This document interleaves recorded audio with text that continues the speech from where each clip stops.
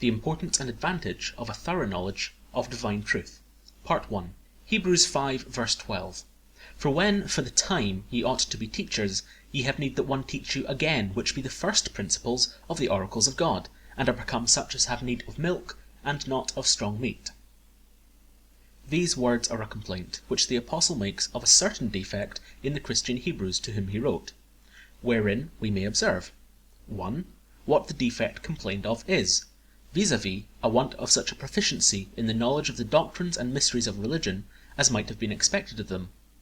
The Apostle complains of them that they had not made that progress in their acquaintance with the things of divinity, or things taught in the oracles of God, which they ought to have made. And he means to reprove them not merely for their deficiency in spiritual and experimental knowledge of divine things, but for their deficiency in a doctrinal acquaintance with the principles of religion and the truths of Christian divinity, as is evident by several things.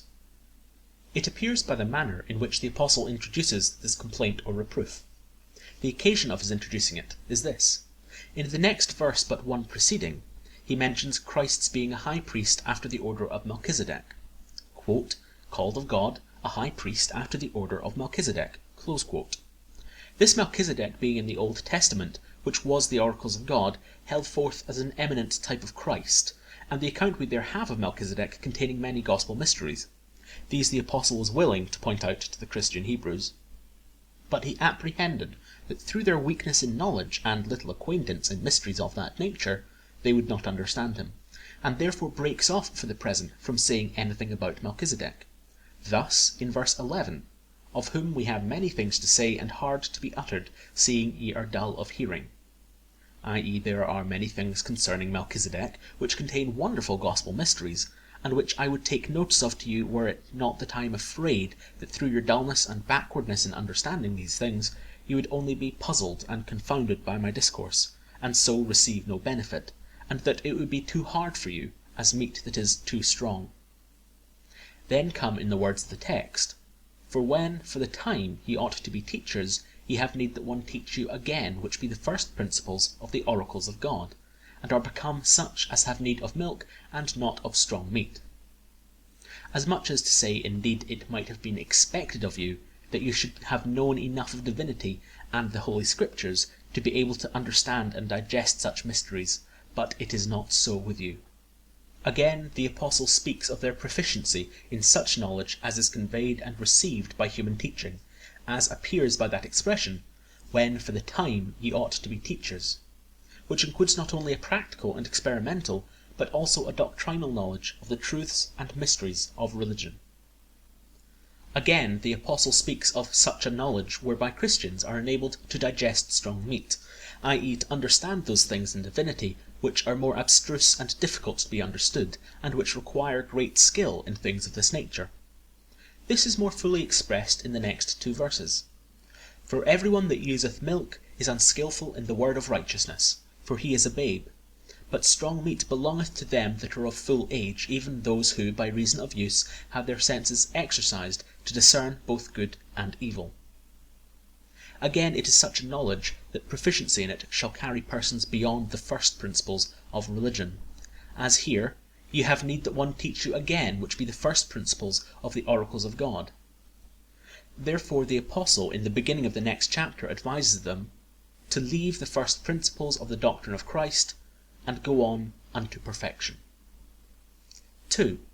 We may observe wherein the fault of this defect appears, vis-a-vis in that they had not made proficiency according to their time. For the time they ought to have been teachers. As they were Christians, their business was to learn and gain Christian knowledge. They were scholars in the school of Christ, and if they had improved their time in learning, as they ought to have done, they might, by the time when the Apostle wrote, have been fit to be teachers in this school. To whatever business any one is devoted, it may be expected that his perfection in it shall be answerable to the time he has had to learn and perfect himself. Christians should not always remain babes, but should grow in Christian knowledge, and, leaving the food of babes, which is milk, should learn to digest strong meat. Doctrine. Every Christian should make a business of endeavouring to grow in knowledge in divinity. This is indeed esteemed the business of divines and ministers. It is commonly thought to be their work by the study of the Scriptures and other instructive books to gain knowledge, and most seem to think that it may be left to them as what belongeth not to others. But if the Apostle had entertained this notion, he would never have blamed the Christian Hebrews for not having acquired knowledge enough to be teachers.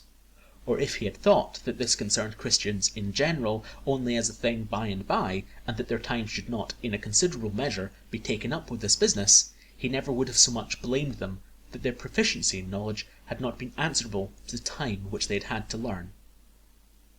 In handling this subject, I shall show 1. What divinity is. 2. What kind of knowledge in divinity is intended. 3. Why knowledge in divinity is necessary. 4. Why all Christians should make a business of endeavouring to grow in this knowledge. First, I shall show very briefly what divinity is. Various definitions have been given of it by those who have treated on the subject. I shall not now stand to inquire which, according to the rules of art, is the most accurate definition, but shall so define or describe it as I think has the greatest tendency to convey a notion of it to this auditory. By divinity is meant that science or doctrine which comprehends all those truths and rules which concern the great business of religion.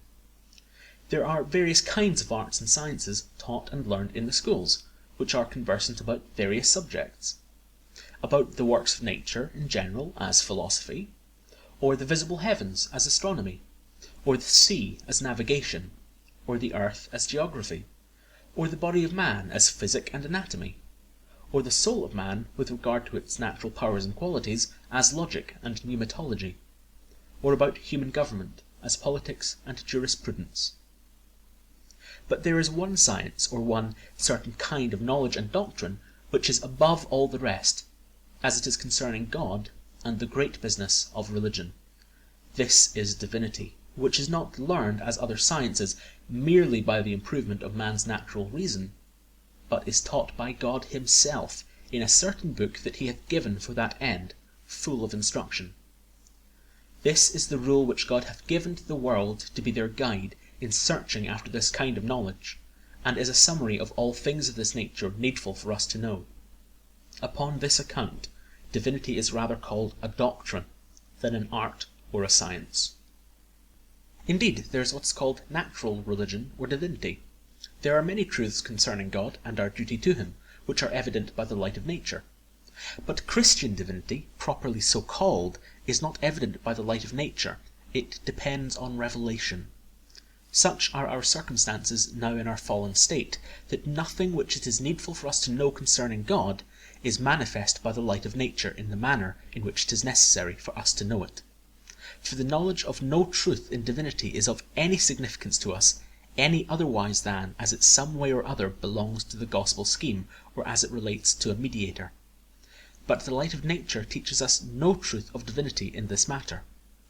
Therefore it cannot be said that we come to the knowledge of any part of Christian divinity by the light of nature. The light of nature teaches no truth as it is in Jesus. It is only the Word of God contained in the Old and New Testament which teaches us Christian divinity. Divinity comprehends all that is taught in the Scriptures, and so all that we need to know, or is to be known, concerning God and Jesus Christ, concerning our duty to God, and our happiness in God. Divinity is commonly defined the doctrine of living to God, and by some who seem to be more accurate, the doctrine of living to God by Christ. It comprehends all Christian doctrines as they are in Jesus, and all Christian rules directing us in living to God by Christ. There is nothing in divinity, no one doctrine, no promise, no rule, but what some way or other relates to the Christian and divine life, or our living to God by Christ. They all relate to this in two respects, vis-a-vis as they tend to promote our living to God here in this world in a life of faith and holiness, and also as they tend to bring us to a life of perfect holiness and happiness in the full enjoyment of God hereafter. But I hasten to the second thing proposed, vis-a-vis to show what kind of knowledge in divinity is intended in the doctrine. Here I would observe 1. That there are two kinds of knowledge in the things of divinity, vis-a-vis speculative and practical, or in other terms, natural and spiritual.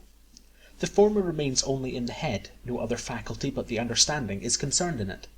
It consists in having a natural or rational knowledge of the things of religion, or such a knowledge as is to be obtained by the natural exercise of our own faculties, without any special illumination of the Spirit of God. The latter rests not entirely in the head or in the speculative ideas of things, but the heart is concerned in it. It principally consists in the sense of the heart. The mere intellect without the heart, the will, or the inclination, is not the seat of it. And it may not only be called seeing, but feeling or tasting. Thus there is a difference between having a right speculative notion of the doctrines contained in the Word of God, and having a due sense of them in the heart. In the former consists speculative or natural knowledge of the things of divinity. In the latter consists the spiritual or practical knowledge of them. 2. Neither of these is intended in the doctrine exclusively of the other, but it is intended that we should seek the former in order to the latter. The latter, even a spiritual and practical knowledge of divinity, is of the greatest importance, for a speculative knowledge of it without spiritual knowledge is in vain and to no purpose, but to make our condemnation the greater. Yet speculative knowledge is also of infinite importance in this respect, that without it we can have no spiritual or practical knowledge, as may be shown by and by. I have already shown that the Apostle speaks not only of a spiritual knowledge, but of such knowledge as can be acquired and communicated from one to another. Yet it is not to be thought that he means this exclusively of the other, but he would have the Christian Hebrews seek the one in order to the other. Therefore the former is first and most directly intended. It is intended that Christians should, by reading and other proper means, seek a good rational knowledge of the things of divinity. The latter is more indirectly intended, since it is to be sought by the other as its end. But I proceed to the third thing proposed, viz., to show the usefulness and necessity of knowledge in divinity. 1. There is no other way by which any means of grace whatsoever can be of any benefit but by knowledge. All teaching is in vain without learning. Therefore, the preaching of the gospel would be wholly to no purpose if it conveyed no knowledge to the mind. There is an order of men whom Christ has appointed on purpose to be teachers in his church. They are to teach the things of divinity, but they teach in vain if no knowledge in these things is gained by their teaching. It is impossible that their teaching and preaching should be a means of grace, or of any good in the hearts of their hearers, any otherwise than by knowledge imparted to the understanding. Otherwise it would be of as much benefit to the auditory if the minister should preach in some unknown tongue. All the difference is that preaching in a known tongue conveys something to the understanding, which preaching in an unknown tongue doth not. On this account such preaching must be unprofitable. Men in such things receive nothing when they understand nothing, and are not at all edified, unless some knowledge be conveyed, agreeably to the Apostle's arguing in 1 Corinthians 14, verses 2-6. No speech can be any means of grace but by conveying knowledge. Otherwise the speech is as much lost as if there had been no man there, and he that spoke had spoken only into the air, as it follows in the passage just quoted, verses 6-10. He that doth not understand can receive no faith nor any other grace, for God deals with man as with a rational creature, and when faith is in exercise, it is not about something he knows not what. Therefore hearing is absolutely necessary to faith, because hearing is necessary to understanding. Romans 10, verse 14, how shall they believe in him of whom they have not heard? So there can be no love without knowledge. It is not according to the nature of the human soul to love an object which is entirely unknown. The heart cannot be set upon an object of which there is no idea in the understanding. The reasons which induce the soul to love must first be understood, before they can have a reasonable influence on the heart. God hath given us the Bible, which is a book of instructions, but this book can be of no manner of profit to us, any otherwise than as it conveys some knowledge to the mind. It can profit us no more than if it were written in the Chinese or Tartarian language, of which we know not one word. So the sacraments of the gospel can have a proper effect no other way than by conveying some knowledge. They represent certain things by visible signs, and what is the end of signs but to convey some knowledge of the things signified? Such is the nature of man, that nothing can come at the heart but through the door of the understanding, and there can be no spiritual knowledge of that of which there is not first a rational knowledge. It is impossible that anyone should see the truth or excellency of any doctrine of the gospel who knows not what that doctrine is. A man cannot see the wonderful excellency and love of Christ in doing such and such things for sinners, unless his understanding be first informed how those things were done. He cannot have a taste of the sweetness and divine excellency of such and such things contained in divinity, unless he first have a notion that there are such and such things. 2. Without knowledge in divinity, none would differ from the most ignorant and barbarous heathens. The heathens remain in gross heathenish darkness because they are not instructed and have not obtained the knowledge of the truths of divinity. So if we live under the preaching of the gospel, this will make us to differ from them, only by conveying to us more knowledge of the things of divinity. 3. If a man have no knowledge of these things, the faculty of reason in him will be wholly in vain. The faculty of reason and understanding was given for actual understanding and knowledge. If a man have no actual knowledge, the faculty or capacity of knowing is of no use to him. And if he have actual knowledge, yet if he be destitute of the knowledge of those things which are the last end of his being, and for the sake of the knowledge of which he had more understanding given him than the beasts, then still this faculty of reason is in vain. He might as well have been a beast as a man with this knowledge.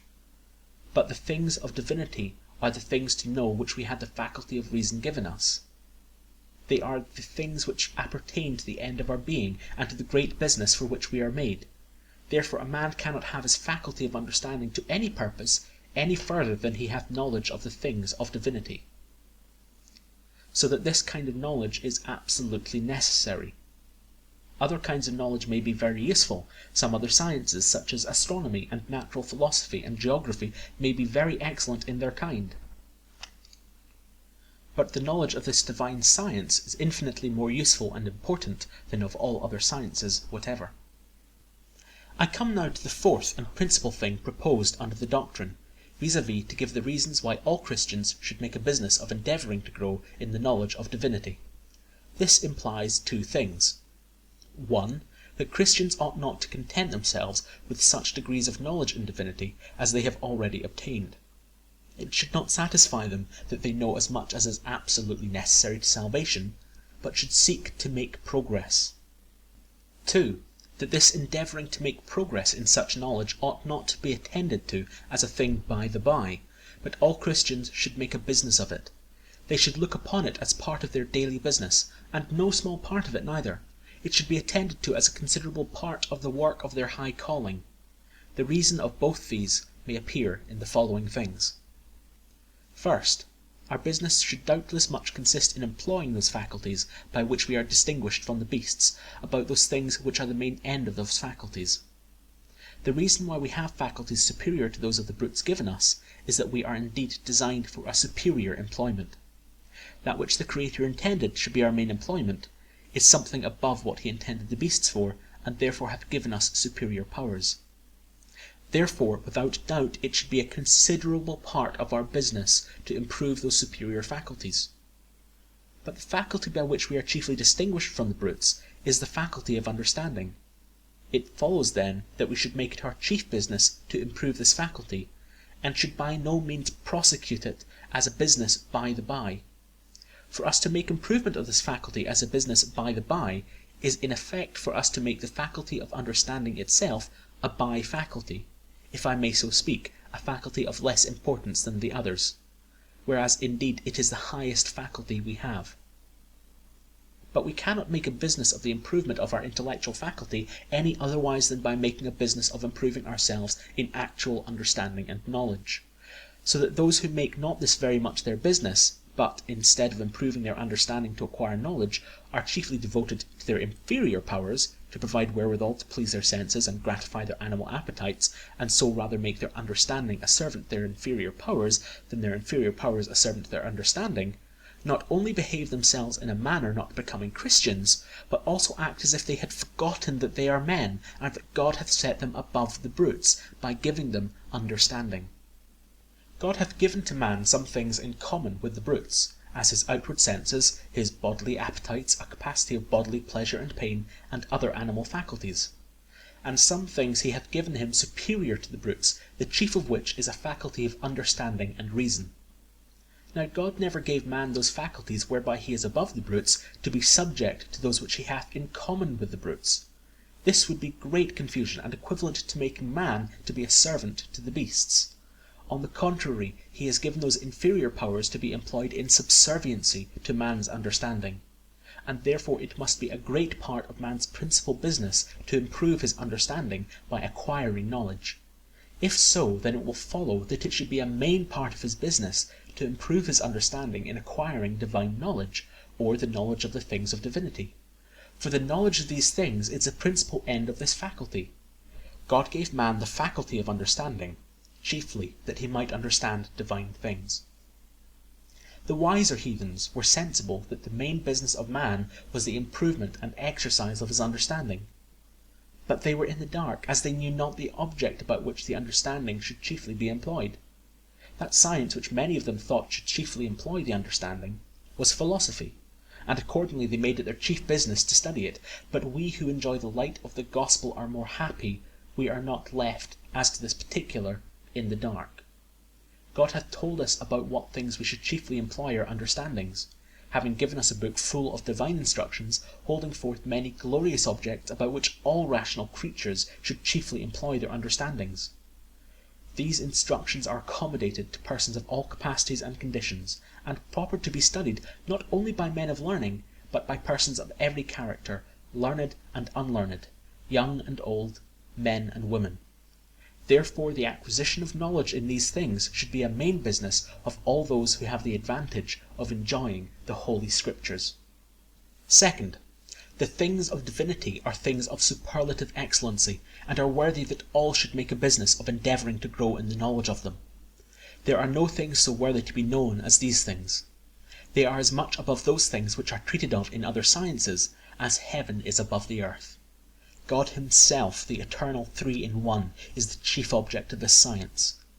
In the next place, Jesus Christ as God-man and mediator, and the glorious work of redemption, the most glorious work that ever was wrought.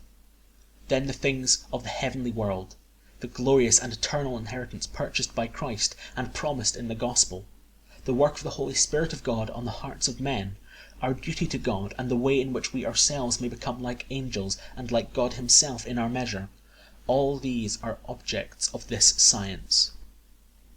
Such things as these have been the main subject of the study of the holy patriarchs, prophets, and apostles, and the most excellent men that ever were in the world, and are also the subject of the study of the angels in heaven. 1 Peter 1, verses 10, 11, and 12.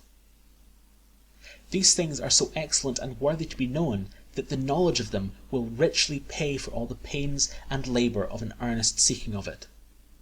If there were a great treasure of gold and pearls hid in the earth, but should accidentally be found, and should be opened among us with such circumstances that all might have as much as they could gather of it, would not everyone think it worth his while to make a business of gathering it while it should last?